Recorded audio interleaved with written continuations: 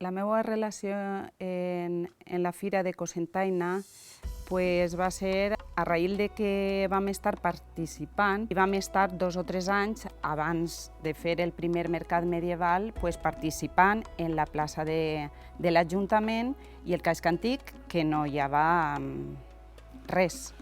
I entonces, clar, era un pas important cap a la carretera. Després, el primer mercat pues, va ser una explosió de cultura aquell any, en el 92. La gent de la zona, bueno, una cistellera, bolilleres, macramé, espart, cistelles, espardenyes. Bueno, hi havia una artesania pura, pura.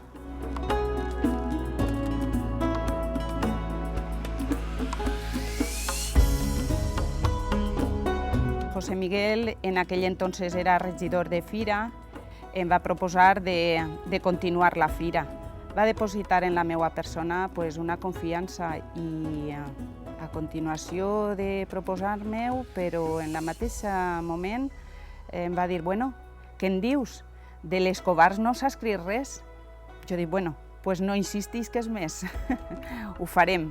Pues van estar encantats per tornar a continuar. Es va començar a dur més gent de llarg, oficis que no estaven per ací vist, que no són típics d'aquestes zones, com gallegos i alguns navarros.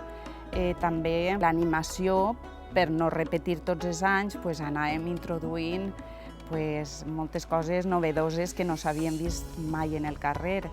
I entonces tot eixia bé i cada volta anava millor i que les coses es consoliden i no millorar les coses, a voltes en conservar les coses que tenim i cuidar-les, pues en això ja haguem estat contents. Hi havia teatres que eren molt bons, gent molt professional i a més en valencià, que la gent pues, fa 30 anys tampoc estava tan acostumbrada al teatre al carrer i en valencià. La vida en els mercats ha sigut molt interessant. Els meus companys han sigut molt bons companys. Molta gent que ja no està en nosaltres, però vamos, estan en el nostre cor.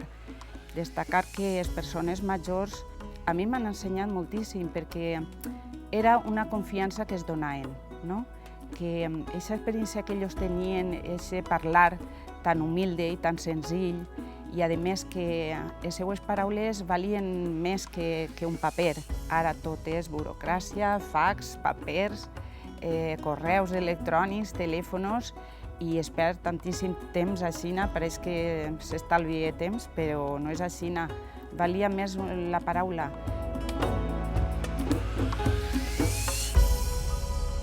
Tota la gent tenia curiositat d'on érem, com vivien, quin era el treball i el que estàvem allí venent. En fi, quan dones una explicació i eduques a la gent en el teu ofici o en la teua artesania el que estàs intentant vendre-li, pues la gent ho valora.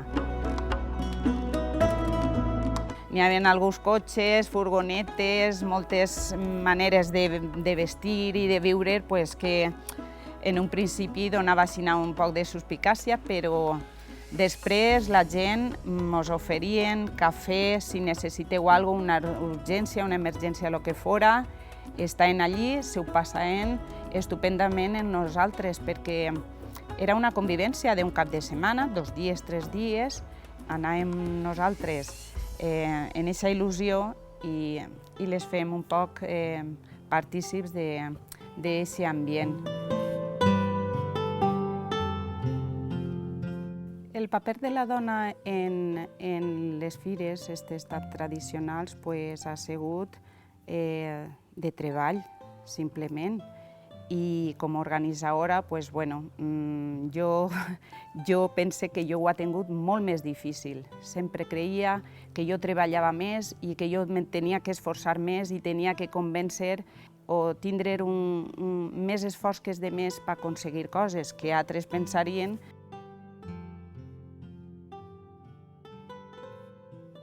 El que pensen els altres és problema d'ells. Jo feia el que tenia que fer que era intentar sempre millorar i superar altres organitzadors i millorar d'un any per l'altre.